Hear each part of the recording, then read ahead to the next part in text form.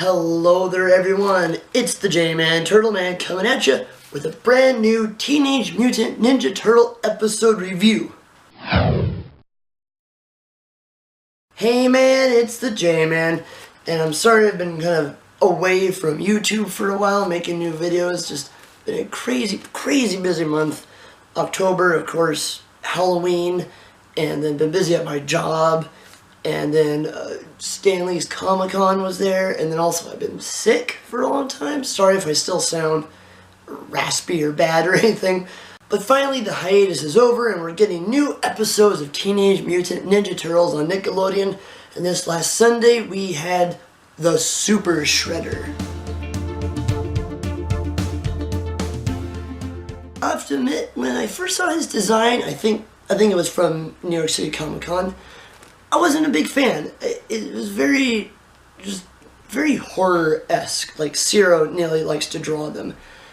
And I mean, he's buff and just grotesquely mutated. He's got spikes and metal spikes shooting out everywhere, and his heart is like purple and beating out of his chest. And you can see like his teeth moving. Kind of a nitpicky thing for me, but it always bothers me when like his teeth are moving, but he has no like lips, yet he's articulating points very perfectly. It kind of bothers me. But as this episode went on, I grew to like the design of him. Very grotesque and just perfectly captures what the Shredder is going through. This horrific mutation of his own life. His story is very sad, and we'll get to that in a minute. But of course, the Super Shredder from Secret of the Ooze, so this is kind of a reimagining of a past character. In Secret of the Ooze, Shredder drinks like a last vial of mutagen, it mutates in this giant Shredder guy, and of course that one is very 90s, and until he drops a whole pier on his head, and that's how he gets defeated. This Shredder storyline, he's gone completely insane. He doesn't know what's right or wrong, going totally crazy. I really like the part where he captures Karai, and Karai tells him, you know, you've told yourself these lies so long that you actually believe them, which I think is very, very cool. And that's why I think the episode from Season 3, Episode 19, Tale of the Yokai, is not only one of the best, maybe the best episodes of this entire series, but definitely the most important episode of this entire series. If you haven't seen that episode before seeing this episode, the Super Shredder, definitely watch that episode. It's important to see what is happening to the Shredder, and that episode, Tale of the Yokai, it tells it all. He's gone completely insane, and his story is really sad. I was thinking about it watching this episode. It's really dark and depressing. You know, Orokosaki is Hamato Yoshi's brother, and Orokosaki loves Tang Shin, really loves her. But she doesn't feel the same way about him. Tang Shin loves Hamato Yoshi, and they have a kid together, Miwa, or Karai. And then Saki's, you know, obviously jealous. He's in the friend zone, and but it just drives him crazy. And then he finds out that he's been lied to this whole time about being a brother of Hamato Yoshi. And we see in that episode in Tale of the Yokai that it was in fact Shredder, Orokosaki, that kills Tang Shin, and he can't live with the fact that he killed Tang Shin, so he lies to himself that it was Hamato Yoshi who made him kill Tang Shin, or then eventually manifests Hamato Yoshi killed Tang Shin, and that Karai is my daughter. And it's almost like he sees Karai as the only way his connection to Tang Shin. This episode is kind of where it all comes to a head. You know, Orokosaki Shredder can't live with himself. He's in bed and he's just, I gotta defeat Splinter. So he mutates in this horrific monster that finally, I think Splinter says, like, it's fitting that you're finally a monster on the inside and out now. Creepy, cool, awesome. The other great thing about this episode is that the fight scenes were so good. One of the scenes they're fighting on a subway, and that is so cool, that action scene of them on a subway, and the music is cool, and they're fighting Tiger Claw and Razar, and Fish Face is there, and Stockman Fly, and just they're fighting this great, perfect Ninja Turtles action. mixed, really good ninja fighting mixed with humor. At one point, the best part is where Bradford pins Michelangelo down and he says, like, I always wanted to see what a turtle looks like out of a shell. And Mikey goes, you want to see me naked, weirdo? And then Donnie comes up and hits him with his bone and says, bad dog or down boy. And then Raph knees Tiger Claw in his face and he makes him meow. And Raph just goes, stupid cat. Great action all around. So cool. Good action, good Splinter Shredder moments. I guess the thing that kind of bothered me about this episode is that the Turtles kind of took a back seat. Which is understandable. This episode is mostly about Shredder versus Splinter. But also, they also kind of took a back seat to April. And still, just April's... It bothers me. I can't help but think, especially in this episode, I always ask myself, is April overpowered? Is she too powerful?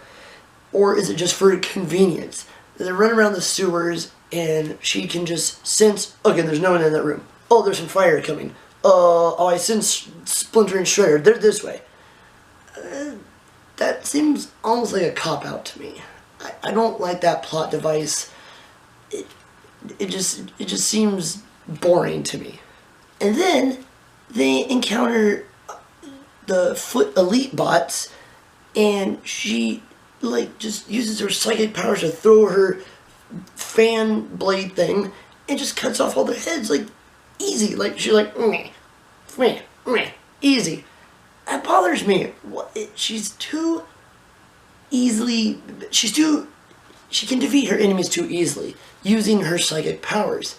I understand why they're doing it with this version of April.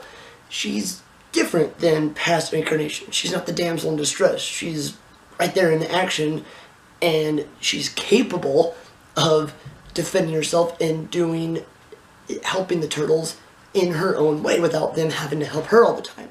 But just my personal preference is not that April. And it's almost like we have 5 Turtles, which is cool. Her knowing some martial arts, knowing how to defend herself is fine. But the fact that she's there all the time with the Turtles now, I guess it irks me. I feel like we've gotten more in-depth storylines with April than we have certain individual Turtles, namely Michelangelo and Raphael. It just seems like they're giving a little bit more attention to April than maybe what she deserves. But then again, this show does some cool things, and they might be leading up to something really cool, fun story arc with April and her power crystal thing. They've been alluding to some things like that, and I think we will eventually get that. But right now, it's just kind of irritating. Something that intrigued me about this episode is Splinter and Shredder fall into this pit that Donatello says is like 1,000 feet down. And we know that Splinter's leg is broken. And we know this is the same place that Splinter defeated the Rat King. And we know that they're kind of doing a City at War story arc, sort of. So I'm wondering if they're going to do an episode with the Rat King again, just like in the City at War storyline from the comics. In the comics, Splinter falls into this pit and he breaks his leg and he can't get out. And he encounters this person who calls himself the Rat King. And the storyline is really gruesome. Like, Splinter is having these horrible visions and he turns to cannibalism. And then we eventually find out from the comics that it's all in his head. It's not true. I'm wondering if they're going to do another story with the Rat King, something similar to that, which would be really cool. I love the Rat King in this iteration of Ninja Turtles, and I think it'd be really cool if they do that. So, the Super Shredder.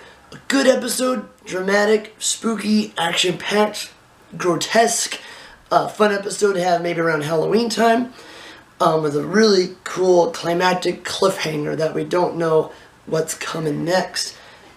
A little slow for me, and being that the Turtles take a back seat kind of dulled it down for me a little bit, but still, I'm going to say 88% B+. We have another new episode coming up this weekend on Nickelodeon. The continuation from the Super Shredder episode. And it is episode 21, season 4, called Darkest Plight. And it says, the turtle team hunts for their sensei, but soon realizes they're being hunted as well. Tune in for that.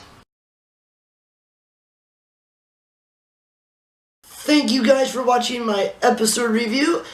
Don't forget to like, comment, and subscribe for more episode reviews, as well as check out all my cosplay update videos and whatever else I have for Ninja Turtles coming up.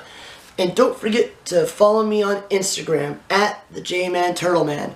So, till next time, I am the J-Man Turtleman saying, Cowabunga.